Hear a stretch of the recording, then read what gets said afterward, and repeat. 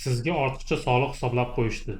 Soliq organiga borsangiz, buni avtomat baza hisoblagan, o'chirishning imkoni yo'q deb muammoingizni hal qilib berishmayapti. Boshimni og'ritib o'tirmasdan shu qarzni to'lab qutulaman deb turgan bo'lsangiz kerak. Qaror qabul qilishga shoshilmang. Videoni oxirigacha ko'ring.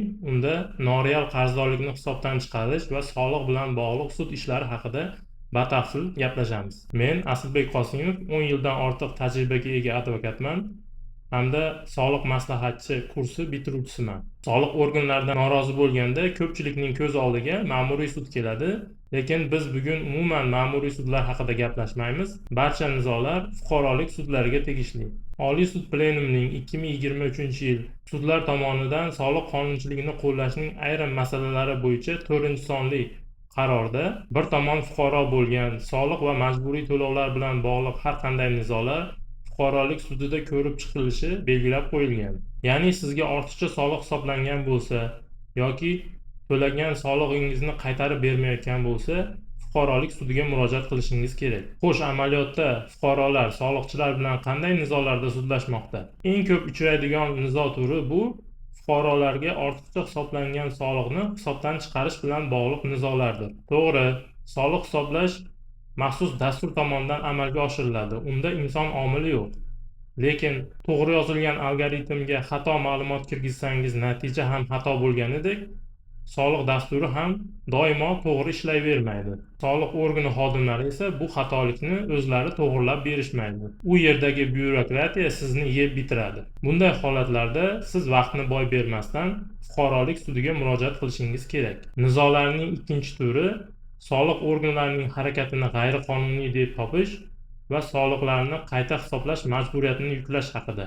Bu usulni unchalik tavsiya qilmagan bo'lardim. Chunki sud qarori chiqqandan so'ng soliq organi soliqlarni qayta hisoblab va avvalgi summani, noreal qarzdorlikni qaytadan chiqarib qo'yishi mumkin. Bu da'vo predmetini asosan aslida qancha soliq hisoblanishini bilmaydigan va uni aniq isbotlab bera olmaydigan holatlarda ishlatishadi. Sudlar tomonidan bunday qaror qabul qilish nisbatan osonroq. Chunki sudlar aniq summa aytmaydi, shunchaki qayta hisoblanglar deydi xolos. Uchinchi nizo turi bu yetkazilgan moddiy va ma'naviy zararni qoplash haqida. Bu asosan soliq organlari tomonidan g'ayriqonuniy harakat natijasida fuqaroga zarar yetkazilganda qo'llaniladi. To'rtinchisi ortiqcha hisoblangan soliqlarni qaytarish haqidagi da'volar.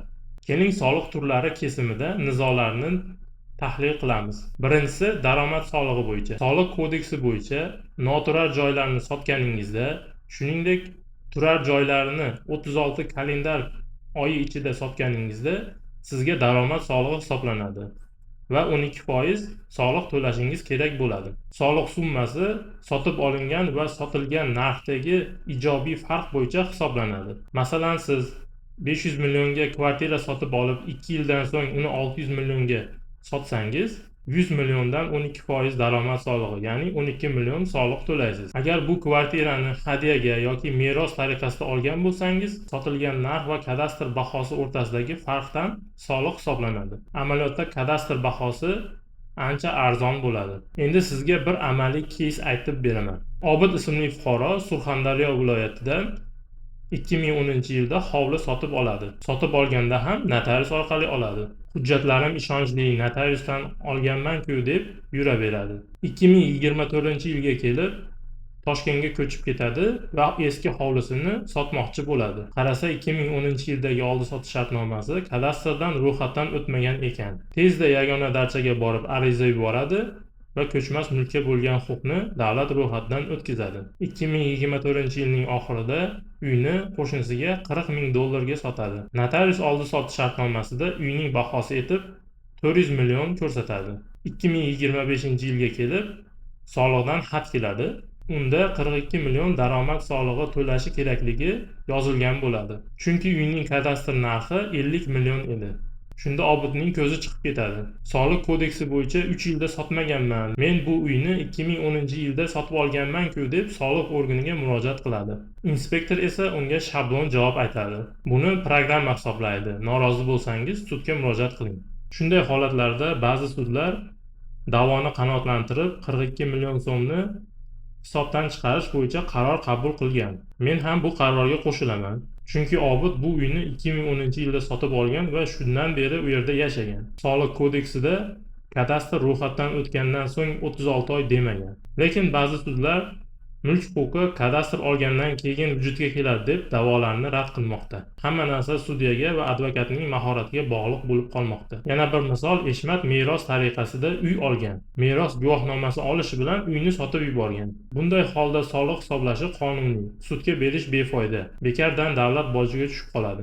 Bunday holatlarda eng optimal yechim kadastr bahosini hisobga olgan holda narx belgilashdir. Agar oldi-sotdi qilmayman, hadya qilaman desangiz, hadya oluvchi uy narxining 12% miqdorida daromad solig'i to'lashga majbur bo'ladi. Boshqa bir misol, Vali otasiga tegishli bo'lgan xususiy korxonadan noturar joyni hadyaga olgan va hisoblangan daromad solig'idan norozi bo'lgan. To'g'ri, yaqin qarindoshdan hadyaga mulk olsangiz daromad solig'idan ozodsiz. Lekin bu imtiyoz jismoniy shaxslar o'rtasida bo'lsagina ishlaydi. Ularning bu tutgan yo'li eng ko'p soliq to'lashga majbur qiladi. Sababi hadya oluvchi ham 12% daromad solig'i to'laydi, xususiy korxona ham o'z mulkini hadya qilganligi sababli mulk bahosidan foyda solig'i to'laydi. Ikkala taraf ham soliq to'lashga to'g'ri keladi. Amaliyotdagi eng ko'p nizolar yer solig'ini hisoblash bilan bog'liq. Asosiy muammo algoritmda. Yerga bo'lgan huquqingiz davlat ro'yxatidan o'tkazilganda, kadastr sizga ko'chirma beradi. Kadastr hujjatiga yaxshilab e'tibor bersangiz, u yerda ikkita sana bor. Birinchisi huquq ro'yxatdan o'tkazilgan sana, ikkinchisi ro'yxatga o'tkazishga asos bo'lgan hujjat sanasi. Soliq bazasi nima qiladi? Bu ikki sanani urishtiradi. Agar ro'yxatdan o'tkazishga asos bo'lgan hujjat sanasi oldinroq bo'ladigan bo'lsa, quyidagi xulosaga keladi. Demak, yer fuqaroga 2022-yilda berilgan. Mulkka bo'lgan huquq esa 2026-yilda ro'yxatdan o'tkazilgan. Shundan kelib chiqib, algoritm yerni 2022-yildan beri hujjatsiz foydalanyapti degan xulosaga keladi. Davom muddati 3 yil ekanligini hisobga olib, orqaga 3 yil 3 karra soliq hisoblaydi. 2023-2025-yilda nima bo'lganligi dasturga umuman qiziq emas. Shu bo'yicha bitta misol keltiraman. Bir fuqaroga hokim qarori asosida yer ajratilgan. Fuqaro bu yerni olish uchun 3 yil sudlashgan va nihoyat ma'muriy sudning majburiyat yuklash to'g'risidagi qaroriga asosan kadastr yerga bo'lgan huquqni davlat ro'yxatidan o'tkazgan. Ro'yxatdan o'tkazishi bilan soliqdan xabarnoma kelgan. Marhamat qilib 3 yillik 3 karra soliqni to'lab qo'ying degan. Shuncha mashaqqat bilan yerni olgan fuqaro soliq bilan ham sudlashga to'g'ri kelgan va albatta sudda yutib chiqqan. Yana bir misol, Ahmad ismli shaxs yerdan yillar davomida foydalanib kelgan. Yerga bo'lgan huquqi davlat ro'yxatidan o'tkazilmaganligi sababli 3 karra soliq to'lab yuravergan. Yer solig'i qimmatlashgandan so'ng oxiri yerga bo'lgan huquqni davlat ro'yxatidan o'tkazgan. Kadastr chiqishi bilan nima bo'lgan, sezgandirsiz. 3 yil orqaga soliq hisoblagan. U har yili xuddi shu yer uchun 3 karra soliq to'lab kelayotganligini aytsa ham hech kim quloq solmagan. Bu fuqaro manfaatida sudga ariza berganmiz. Natijasi yaxshi bo'ladi deb umid qilaman. Axir sudlarimiz bitta yerga 2 marta soliq solishiga yo'l qo'yib bermas. Fuqarolar ko'p uchraydigan yana bir nizoli holat yerning toifasi.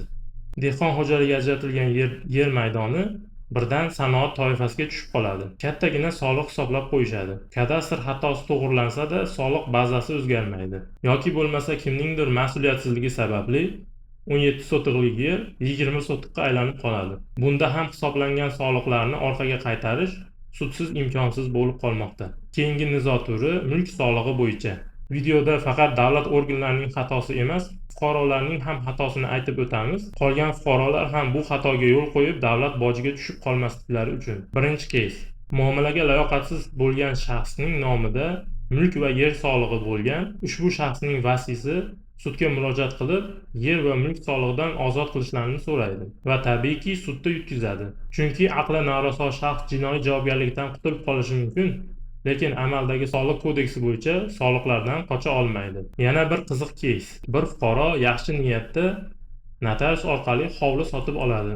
Oradan 2 yil o'tib, notarius tomonidan tasdiqlangan oldi-sotdi shartnomasi sotgan odamning g'ayriqonuniy harakatlari sababli sud tomonidan haqiqiy emas deb topiladi. Shundan so'ng hovlini sotib olgan shaxs shartnoma haqiqiy emas deb topilganligini asos qilib, to'langan soliqlarni qaytarish bo'yicha sudga murojaat qiladi va yutkazadi. Sud o'z qarorida bitim haqiqiy emas deb topilganda, uning haqiqiy emasligidan boshqa oqibat keltirmaydi degan asos bilan yakunlaydi. Yana bir keys: fuqaro realtor tashkilot tomonidan tasdiqlangan shartnoma bo'yicha noturar joy sotib oladi va unga bo'lgan huquqni davlat ro'yxatidan o'tkazadi. Lekin bu mulkning soliq qarzdorligi yangi egada paydo bo'lib qoladi. Shundan so'ng fuqaro sudga murojaat qilib, mulkni yaqinda sotib olganligi, eski qarzdorligi unga tegishli emasligi sababli soliqlarni bekor qilishni so'raydi. Sud esa oldi-sotdi shartnomasi bo'yicha soliq organini emas, balki mulkni sotgan odamni sudga berish kerakligini asoslab da'voni rad qiladi. Chunki shartnomada soliq va majburiy to'lovlar bilan bog'liq qarzdorlik vujudga kelsa, sobiq egasi uni to'lashi haqida shartlar mavjud edi. Fuqarolar foydasiga hal bo'lgan misollar ham bor.